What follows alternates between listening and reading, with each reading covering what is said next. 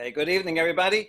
We have two main topics in this absolutely fascinating daf for tonight, 66a. First, we're going to be talking about disabilities and different paraphernalia that people with disabilities may use and whether they can use them or not on Shabbat. That's topic number one. Topic number two is we're going to get into some medical advice from the Talmud about fevers and, as I mentioned, getting rid of drunkenness and some other fascinating things. And we'll see some really interesting layers of the Talmud along the way that I think you'll find very interesting. So we begin with the Mishnah at the bottom of Sameche Amud Bet. Hakiteya Yoseh bekab shelo dibre Rabbi Meir, Rabbi Yoseh oser. Someone who has one amputated leg may walk into the Shut HaRabim with a wooden foot. That's right here. That's according to the first opinion of Rabbi Meir. Rabbi Yoseh, however, says he may not.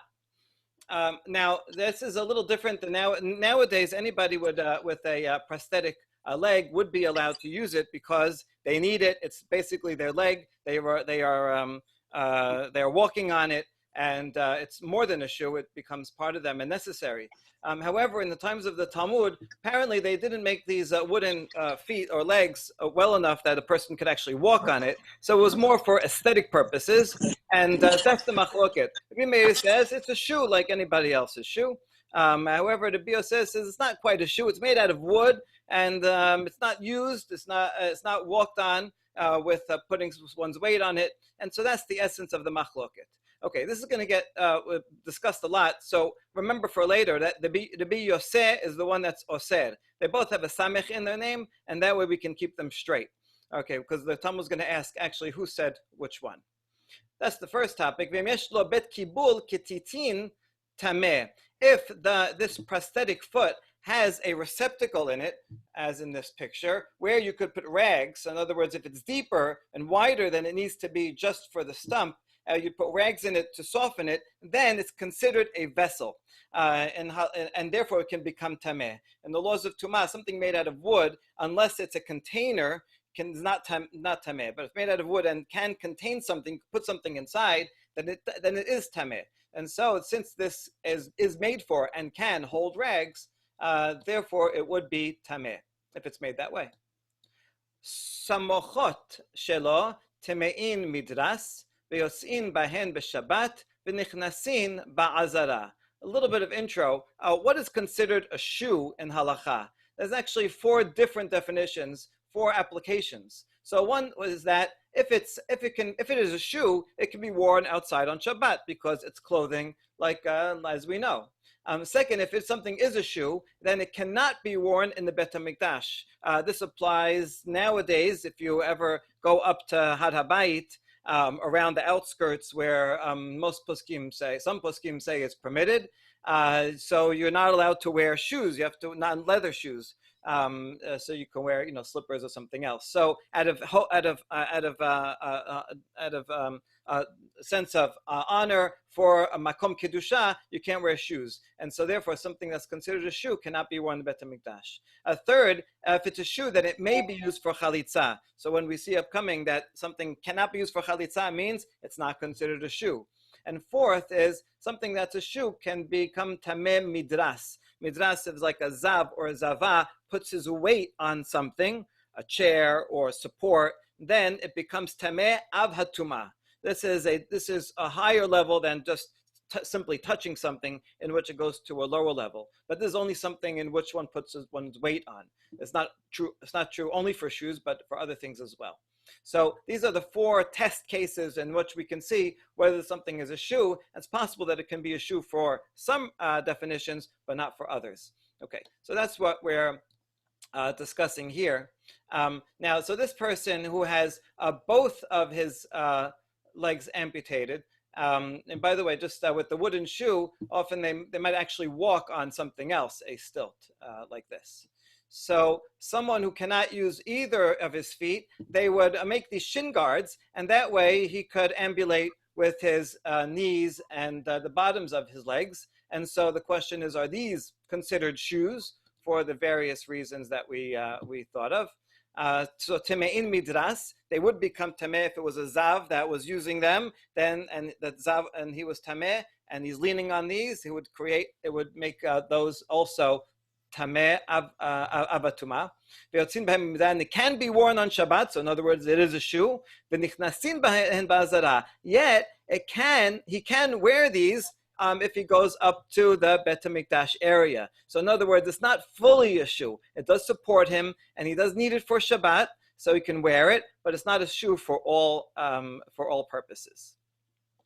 Kiseh v'samochot shelo temein midras ve'en yosin bahen b'Shabbat ve'en nichnasin bahen ba'azara.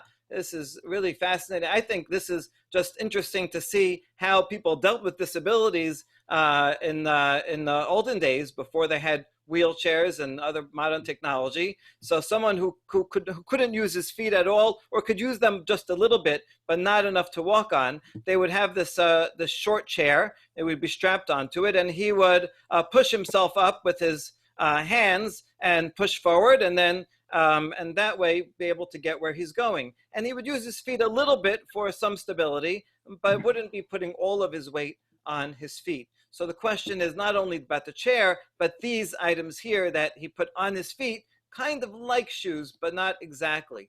So that's the samachot. So they are tameh midras because he is putting some weight on them, and so they become tameh. He cannot wear them on Shabbat because they're not really shoes, and maybe they will fall off and he'll come to carry them. He doesn't actually need them to walk, to get around. And he cannot bring them up to the Bet HaMikdash. So they are shoes for that. It's almost like, in many ways, the opposite of the previous one. So this is very interesting how we define each of these items. And this has a lot of practical relevance for today. If someone is using crutches or is in a wheelchair, can they go out on Shabbat? Is that considered carrying? Generally not. Generally, it's okay. I mean, if it's something that one needs and then can't get around without it, then that's considered part of him as something that he is or she is wearing. But it's interesting to see how they imagine the disabilities, rather than say that these people are outsiders, completely different. If they're using an item in the same way that we use shoes, then for many of the purposes, they are actually considered shoes. So they're kind of brought into the same in the same way, which makes a big difference in the way. Even in modern times, people think about people with disabilities. Are they outsiders and completely different, or do they can they replace the same functions that other people can do with different tools? Okay, good. Look tamin tehorin ve'en yosin bahen. Look tamin. It seems are either a mask. We'll see three different definitions of them. They are tahor. They're not considered utensil. Ve'en yosin bahen. And one can not go out with them on Shabbat because you're not wearing them. They're not useful. We saw throughout this perek there's always a deep connection between the laws of Shabbat and laws of Tuman Tahara. What defines a utensil and what doesn't. All right. But so. This word loktamim doesn't look like a Hebrew word. It's not. It is a Greek word, and I'll show you what it means in a few minutes. Doesn't look like it means mask. Okay, you're right. And okay, so these are the things that are permitted on Shabbat, according to most opinions. But now remember the first one. That this wooden prosthetic that Rabbi Meir says is okay to wear outside, and Rabbi Yosef says not. Amar le Rav Nachman, Hechi tenan is how do you read the Mishnah? Amar le la yadana, I don't know. In other words, they weren't sure which Tana said which opinion, and so they asked and didn't know. Hilchatamai, which one do we follow? La halacha. Amar le la yadana. He also said, I don't know. If you're interested in a little bit of manuscript analysis, this phrase, these two questions here, which we have two questions in all the versions, except for the Munich manuscript, where he says one, Hechi tenan lo yadana, and then it goes on to the next statement, only one question. But everywhere else has two questions, and so likely this one is a mistake. It's a common mistake that since it says Amar le lo yadana here, And Amar Lo Yadana here on the next line, the scribe's eye skipped from the first one into the second one and missed the second question. Okay, but we have it correct in this case. All right, so we asked these two questions. What is the proper text of the Mishnah, and what is the halacha? This is an unusual opening of a sugya, because why should we have any reason to doubt the Mishnah as we have it in front of us? I mean, why they even asking, or what is the correct reading? Okay, we'll see that in a second. Itemad amar Shmuel en hakiteya, v'chen amar Rav Huna en hakiteya. So both of the Shmuel, the first generation Amora, and Rav Huna, the second generation Amora, they both they're from Nehar De'ah. They both read en hakiteya, which is exactly what we have.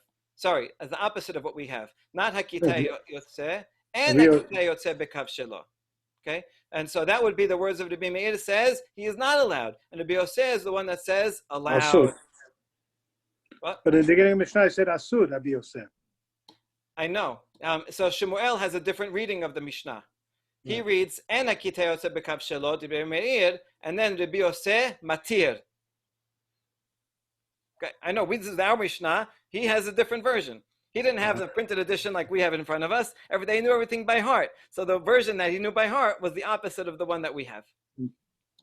Okay, that's exactly the point. So, Amar Rav Yosef, Ho'il v'amar Shmuel, en hakiteya, v'amar Rav Huna, en hakiteya, ananami nitne en hakiteya. That's the version that both of them taught. So we better also teach the opposite, en hakiteya. So, in other words, they didn't know. Apparently, they had the version that we have, but they changed their version. They corrected it according to the one that Shmuel had in deference to Shmuel and Rav Huna. Okay. Matkifla Rava bar Shira, a later Amora, rejects them and says, La shemiya lehu hademat nele Rav Hanan bar Rava lechiya bar Rav kamed Rav bekitona debe Rav. He didn't hear what these sages had said when they were studying with Rav. Rav is the colleague of Shmuel in Surah.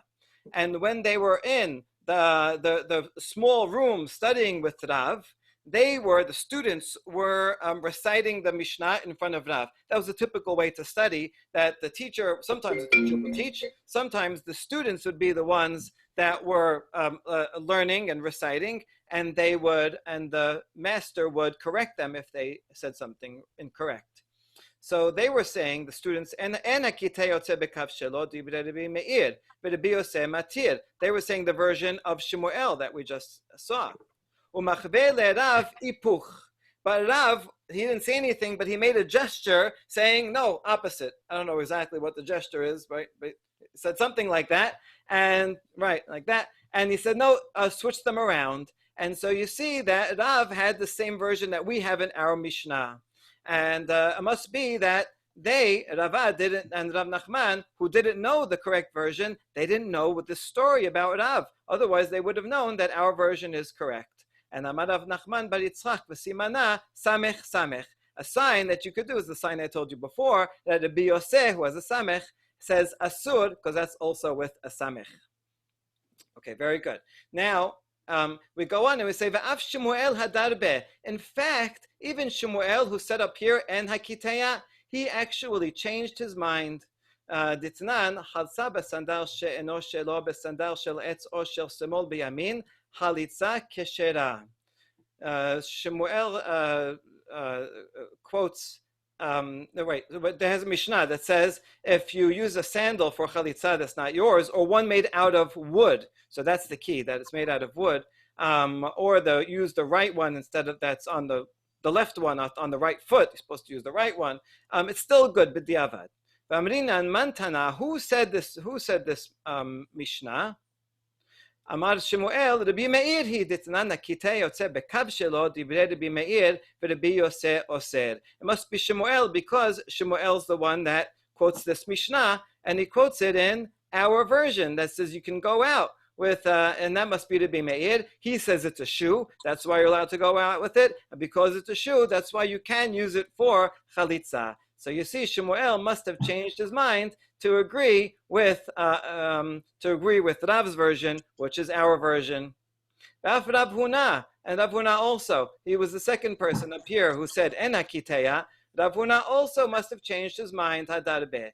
Tanya sandal shel sayadin tameh midras v'isha choletzet bo v'yotzin bo b'Shabbat divrei Rabbi Akiva v'lo hodu lo. Because he quotes a braita. Rav Huna is quoting this by, there is a braita that says a sandal of plasters. Someone who's working with plaster doesn't want to put his shoes and walk in the plaster, or will ruin his shoes. So he would take some straw and create a shoe that goes around his shoe on top of it. So this shoe cover, what is its status? Tameh midras, in other words, if you put weight on it, it becomes tameh, that high level, so therefore it is a shoe. You can use it for chalitza, in other words, it is a shoe, and you can wear it on Shabbat. So for all three, it is a shoe. That's what Rabbi Akiva said. But it's his colleagues, Rabbi Akiva's colleagues says, no, it's not a shoe, and they disagreed with all these points. V'hatanya hodulo. What do you mean? I have another braita that says they agreed with him. So did they disagree with Rabbi Akiva in this braita, or they agreed with him in this braita? Amar Rav Huna, man hodula, it depends who you ask. Who agreed with him? Rabbi Meir. He's the one that says, yes, I agree, it is a shoe. That's our Rabbi Meir, and according to our version of the Mishnah, who says these wooden things are a shoe and you can go out with them. And who did not agree with him? Man lo hodula, that's Rabbi Yosef. And so Rav Huna is the one that said the statement. Since Rav Huna says that Rabbi Meir is the one who agreed with Rabbi Akiva, it is a shoe, and he's matir, you see that even Rav Huna must have had the same version as we had in the Mishnah. Okay, is everything clear? Because I'm about to make it complicated. We don't need to do this, but I'd like to anyway because it's fun. There's something strange, like what is going on here? How come these early sages are asking what's the right version, and then there's a lot of confusion, and then they're changing their mind in the middle. If we take this whole sugya, instead of reading it straight through, we read it layer by layer. In other words, the earliest Amoraim, and then the second and then third generation, everything becomes much clearer. In fact, we can read it as follows. When Shemuel says en hakiteya and Rav Huna says en hakiteya, they did not mean, perhaps this is an interpretation, they did not mean that this is their version of the Mishnah. Rather, they were giving a halacha l'maaseh. Halacha l'maaseh and hakiteya yotzeh b'Shabbat. You're not allowed to wear them. In other words, they're following the opinion of Rabbi Yosef. That's what they were saying.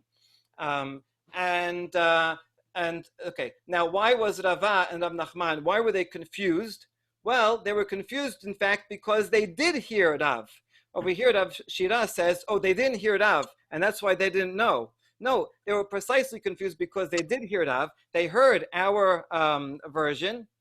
Sorry, they heard an opposite version, and they heard Rav say opposite, and so they didn't know, do we use the original version or do follow Rav's version that said the opposite, and they were confused about that. So that's why they were confused. Now, in fact, Shemuel never changed his mind. He always had the version that we have, and what he was saying here was simply that this is the halacha, not that it should be changed. And so there was. If we do that, then we see that Rav had the version that we have. Shemuel also could have had the version that we had, but he's just saying what the halacha is. But because there was another version, obviously because the student sitting there had a different version and Rav said the opposite, so then that's why this generation was wondering which way does it go and what is the halacha, right? But Shemuel remained consistent all along, because you see and Rav Huna, you see from these statements that they also had the same version that Rav did. So in fact, we're actually in good shape because everyone had the same version of the Mishnah as we had it. I mean, both Rav and Shemuel, and there was some other version that was passed around, but then that confusion was cleared up. So I know that was a little bit confusing, but I think you can get the sense of what's going on here. That the Talmud Bavli seems to want to harmonize everything together, right? But in fact, there were questions, and there were different versions, and then they were put together in this way. Okay. Next section here is Amar Rav Yosef. by the Amad of Yosef is here in parentheses. This edition of the Talmud by Koren is very good in a lot of ways, but is not good in some ways because you don't know why these parentheses are here. In the Vilna Shas, the parentheses are here to say, don't read Amad of Yosef, but rather Rav Yosef Amad. In other words, he's arguing on what came before, and there's nowhere on the page that you would know that. Actually, on the other side of the Koren, it does have the Hebrew, so you could look it up there. However, some of the Rishonim have here Rava, not Rav Yosef, and the manuscripts also here have Amad Rav Yosef. No, it's down here. Amad Rav Yosef in parentheses. The first printed edition has Amad Rav Yosef without parentheses. Well, that's why they put it in. This one has Amad Rav, and the other manuscripts say Amad Rava, which is what also this has Amad. Rava, which is also what the Rishonim say. So probably the most likely name here is Amad Rava. All right, but in this case, I don't think it makes a big difference. Man lo hodu lo, he has a different interpretation. When it says lo hodu lo, we said it was Rav Huna says it would be Yoseh.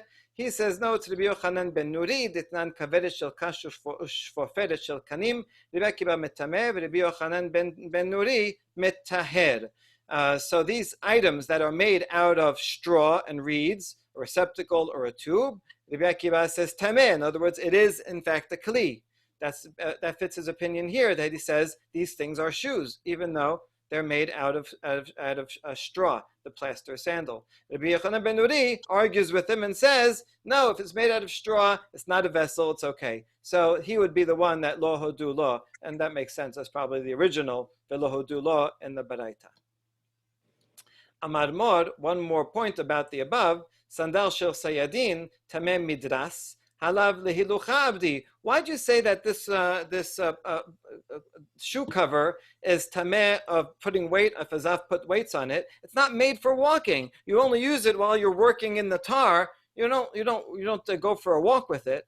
Amar Rav Acha bar Rav Ula sheken hasayad metayel bo ad shemagia lebeto. No, when he's finished working, he leaves them on and walks with them until he gets to his house. And that's therefore, even though they are also work booties, but they are often used to walk home as well.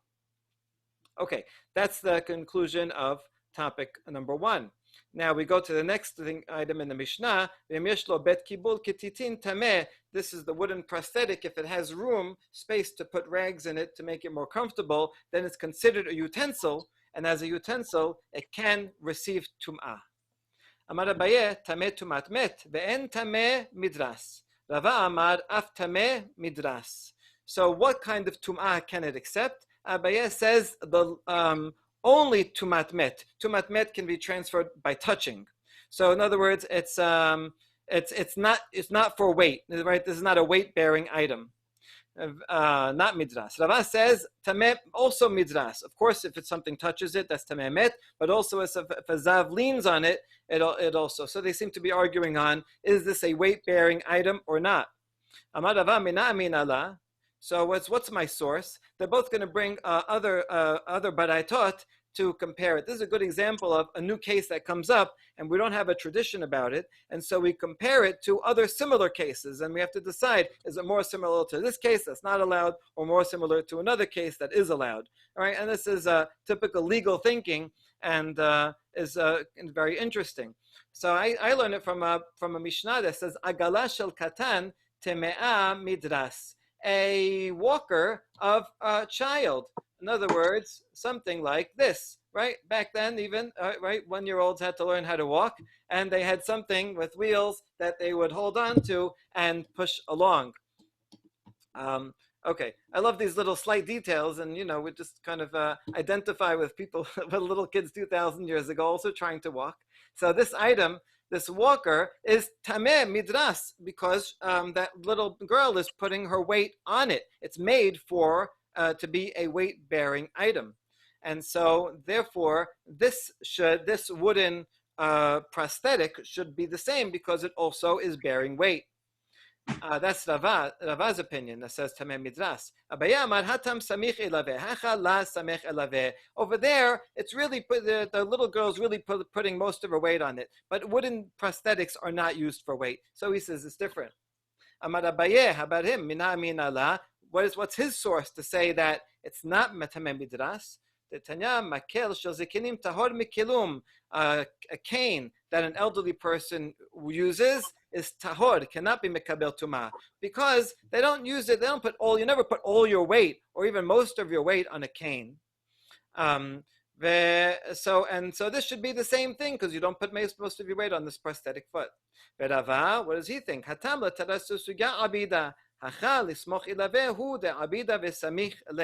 No, in that case, the cane is only used.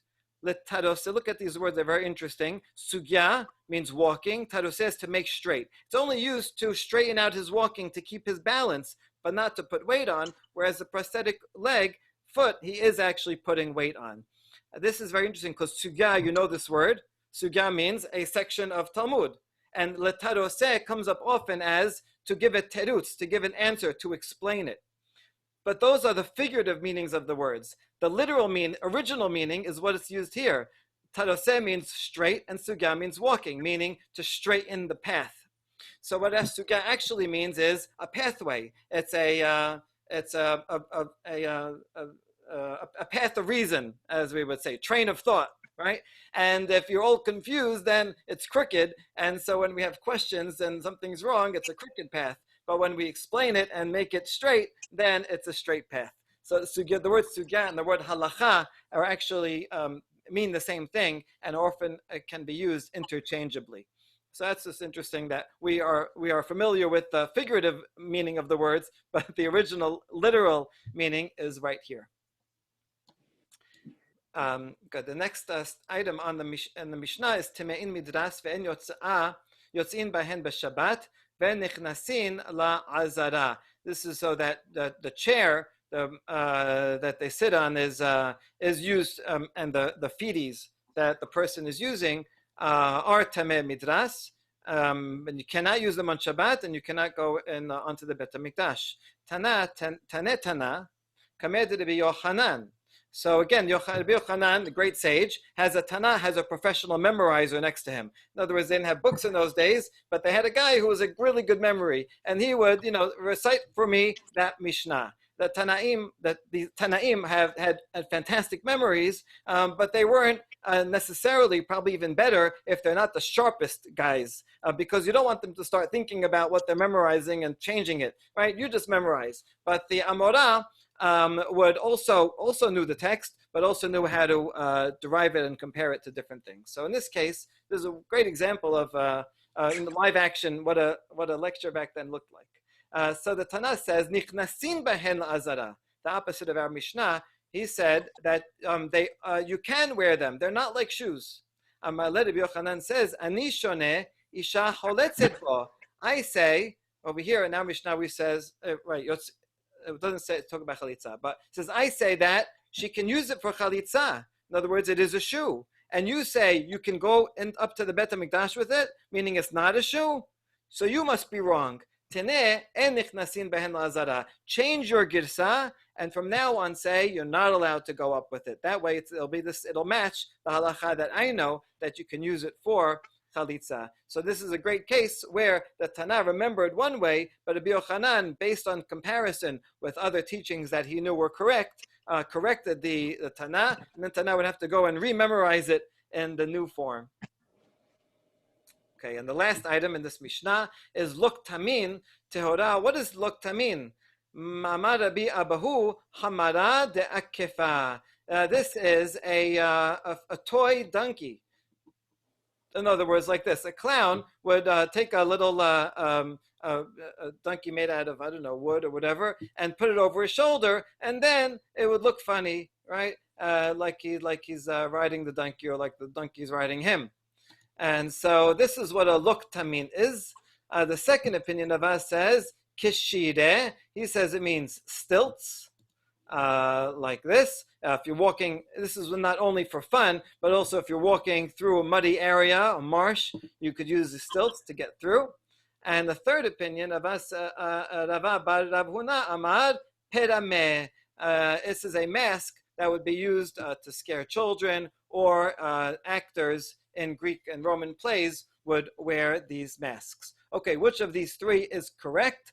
based on philology, loktamin is a Greek word that in fact means a donkey on the shoulder, onos kat omon. There you go. And it makes sense that Rabbi Abahu, who is from Eretz Israel and knew Greek well, would have understood the original derivation of the word, whereas Rava bar Papa and Rava bar Rab Huna, who were in Bavel, were comparing it to Persian items and used Persian words to explain it. And so I think we can say that Rabbi Abahu is correct here. Okay, halakha l'maaseh. By the way, all these three things are included and would be tahor. Okay, next Mishnah. הבנים יוצאים בקשרים ובני מלכים בזוגין וכל אדם אלא שדיברו חכמים בהווה. Boys can go out with knots. I'll show you, right? They're going to go out with these knots. We'll see what they're for. And princes can go out with bells on their shoulders. And that would be a nice ornament. So anything that's ornamental is allowed. And actually, anyone can wear these ornaments or these things, but the sages are talking about typical cases, like the Arab woman and the Persian woman we saw before. My kesharim, what are these knots? Amar Ada Amari, Amar Rav Nachman bar Baruch, Amar Rav Ashi bar Abin, Amar Rav Yehuda. Kishure pu'ah. These are this flower here. Okay, right here. This is a flower that was that they were used matters for medicinal or medicinal purposes. Amar Abaye, Amra li'em. My mother told me. Okay, women aren't often quoted in the Talmud, but here is we're going to have a list of I guess you can call them old wives' tales, ancient medicine that they used. Tilata mukmeh. If you have 3 of these and you wear them, then it is good to keep the disease at bay. Chamisha masu, 5 will even heal it. Shiv'a afilu shafim ma'aleh. If you have 7 of them, then you are protected against even sorcery. Okay, that sounds like a great item to have. Here's the problem. That's only if either the flowers or you, the wearer, does not look at the sun or the moon. And also, you can't look at the rain. And you can't listen to a clanging iron or the sound of a hen or any footsteps. So as long as you don't do any of those things, it works. All right, you took the matters and threw them into the pit because they're useless, because this is impossible. So I think this is some Talmudic humor, and perhaps they're making fun of the belief in these items. My iria banim afilu banot name. My iria kitanim afilu gedonim name. We're going. Why do you say that the boys are wearing this? If anyone, this would be, well, for whatever use it is, it would be good for anybody. So why specifically the boys? So rather, this whole thing is, we reject this interpretation. My kesharim, what is it talking about? Ki hada amar Rabin bar Huna amar Rabbi Yochama bar Guria ben sheyesh ga'aguim al aviv notel d'tzua mimin al shel yamin v'kosher lo bismolo. If a father is going away on a long trip and he misses his dad, then what they would do is the father would take off his right shoelace and tie it on the boy's left arm, and then he would have it and hang on to it, remember his father, and that would calm down his longing. Other people say if a father died, then they would do that so to calm the child down. So this is not simply a memory device, but rather it seemed they thought it had some kind of actual effect, medicinal, magical effect. Amar Rav Nachman bar Yitzchak v'simanech tefillin v'chidufa sakanta. To remember it, it's like tefillin. You take the right hand and put it on the left hand. So you should take the right shoelace and put it on the left hand of the child. If you do the opposite, it could be dangerous. So make sure to do it this way. Amar Abin bar Huna Amar Rav Chama bar Guria. Abin, this is the same, right? Abin but Amar Rav Chama bar Guria. Okay, same sage. Amar Rav Chama bar Guria. Sechufe kasa atibura b'shabeta shapir dameh. Okay, once we mention the sage, we're going to mention 4 altogether medicinal advice or halachot that the sage said. He says on Shabbat you can take a cup that had hot water in it, you empty out the hot water, the cup is hot, and you can put it on one's stomach on Shabbat to heal a stomach ache. How would this work? Well, anybody ever do cupping? Cupping, yeah. Yeah. I've never done it. Yeah, I did it once. It was horrible. I'll never do it again, right? But the idea is that the air inside is very hot, and then as you leave it there, it cools down, and the air contracts, and then it creates a vacuum. So it actually, sucks the skin up. And so they thought that it would suck the insides up, and that would move them into a better place and would heal. You can do that on Shabbat, even though in general you can't do medicine on Shabbat, but this does not involve any potions or anything, so this is permitted. Amar Abin bar Huna, Amar Rav Chama bar Guria, same sage, Mutalasuch shemen umelach b'Shabbat. You can anoint oneself with oil and salt combination. What would this be used for? Ki had Rav Huna mi be'erav. Whenever Rav Huna would come from the house of his teacher Rav, or whenever Rav would come from the house of his teacher to be Chiyah, or whenever the Bichiyah used to come from the house of his teacher to be. These are side points, but they're really good in giving us the chain of tradition of who was whose teacher. Ki havu mebassemi maiti mishcha umilcha v'shayfu lehu legavayata didaihu vegavayata dechadaihu. Whenever they were finished studying with their teacher, if they were drunk, before they would go home, the rabbi would put this oil and salt rub on their palms of their hands and soles of their feet. Okay, why were they getting drunk all the time when they went to their teacher's house? Is a good question. I guess maybe that was part of the educational process. The truth is they didn't drink water because it was dangerous. Everything was diluted with wine. So, okay, but they drank a little too much and they wanted to go home sober. So this is what they would do.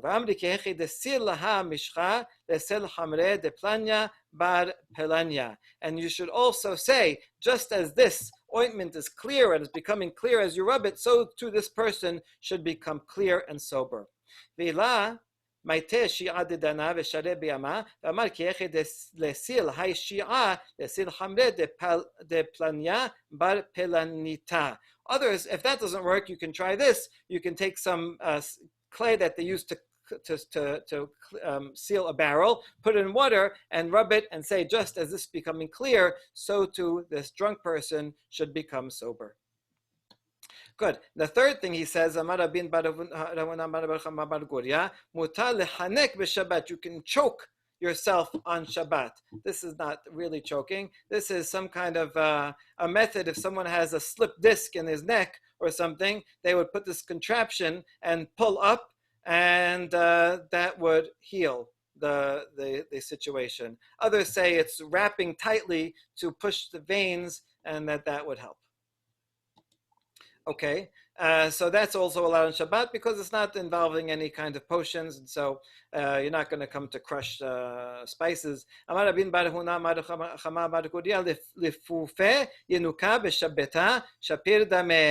can swaddle a baby if it's born. Sometimes they was born a little deformed, and you swaddle its limbs tightly, and then they would straighten out. That's also allowed on Shabbat. Okay, there were two items he said regarding children. This one and the first one that he said up here regarding the knots that you can tie the shoelace onto the child. So Rapapa matne banim. He would remember as a mnemonic banim that he said that Miss Abin said two halachot about children. Rav Zibin matne ben. Rav Zibin said only one of the things that he say. Rav matne banim tarvauna matne luhu be'abin barhuna. Rav Zibin matne ben kamaita matne be'abin barhuna v'hai matne la berabba bar barhana. Right. So the Papa taught both of these in the name of the same sage, but Rav Zibid taught only the first one, but the second one he taught in the name of a different sage, Rabbah. My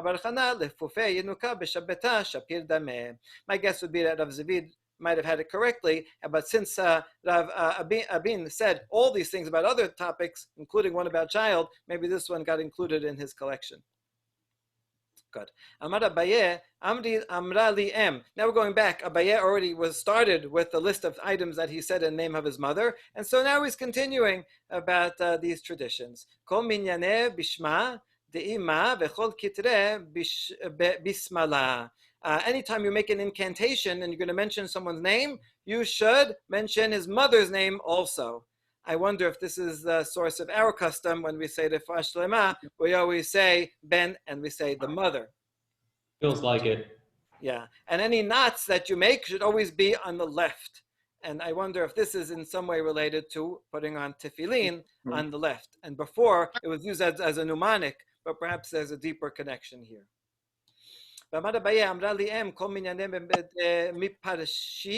Kid miparshi, olam miparshi arba'in v'achad zimneh. Anytime you have to repeat something in a formula, magic formula, repeat it the number of times it says. If it doesn't say, then do it 41 times. Tanu Rabbanan, Yosin be'even tikuma b'Shabbat, mishum, we're almost done here. You're allowed to go out with a woman who's pregnant can go out with a preservation stone. This is some kind of stone. It's an amulet that would keep her pregnancy well. If you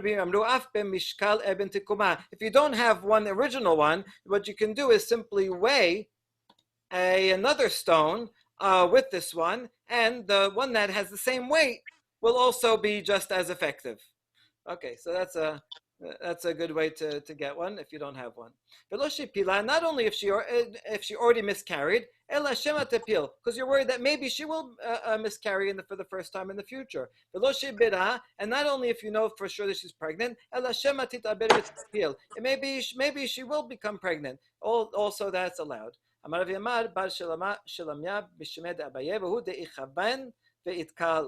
Abaye mishkal de mishkal mai is this only works if it's the exact same weight, not if you have to add a little more. And Abaye asks, what if you take the one that's the same weight and you get a counterweight to that one, right? Does it work in 2 steps?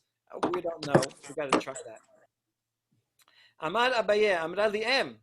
His mother also said, this will be the last item for today, le'ishata bat yoma lishkol zuzah chivara lezil למלאכתה לתקול מתכלה מלתחה ולסיירה בחללה דבה סבר בנירה ברכה. If you have a fever, but it only lasted 1 day, take a zuz. Zuz is a coin, probably called that from the word Zeus, because the picture of Zeus was on it, but it turns into the Hebrew word zuz. Take a new one that's still pale, and you go to the salt pools. They had, like near the Dead Sea, they would let some water go into the pool. They would close the dam and wait for the water to evaporate, and then they had salt. And so that's how they gathered salt. You go there, and you get the same weight of the dinar in salt, and you put it in a flask and put it around your neck with a thread made of hair. Okay, by the time you go do all that, then your fever will go away. If that doesn't help, then go to a crossroad. You see an ant that's carrying a big load, right? A big crumb. Put it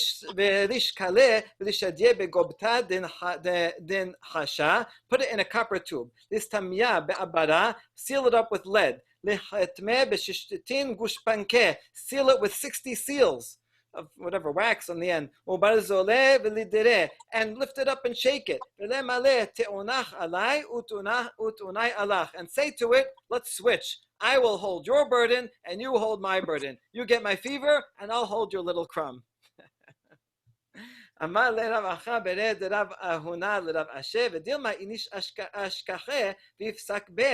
not a good idea. Maybe someone else had a fever even worse than yours, and he got that ant, and he put his fever on that ant, and now you're going to switch, and you're going to get that guy's fever, right? That means he put it in the thing with lead and thinks somehow the ant escaped, and he found the very same one. So a better idea is, you keep your burden and take my burden also. That's the better way to do it. All right, fantastic. Eila, and if that doesn't work, take a new cup and go to the river. It says, lend me some water right, for a get or oreach, right? The oreach is this fever that came to me. And then turn it over his head 7 times, right? And then pour it behind you and say, Nahara, Nahara, river, or river. Take back the water that you gave me. The guest that came to me, the fever, it came in a day, but let it leave in a day. And that way he will get rid of his fever. Baruch Adonai L'olam. Amen ve'amen. All right, that's enough fun for one day. You can try these out and come back tomorrow.